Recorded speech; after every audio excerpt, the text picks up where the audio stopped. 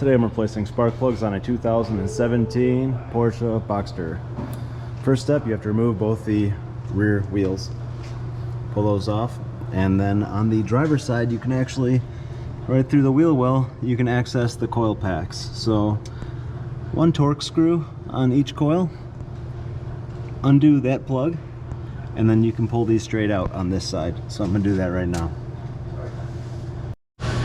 Alright, now that I pulled those coils out, unplugged it, pulled the two hold down screws, coils pulled straight out, now you have direct access to the spark plugs. So you're going to want to use a short extension, or I don't know, maybe a 6-inch extension with the special spark plug socket. And get in there with a 3/8 drive ratchet and crack those loose and spin them out.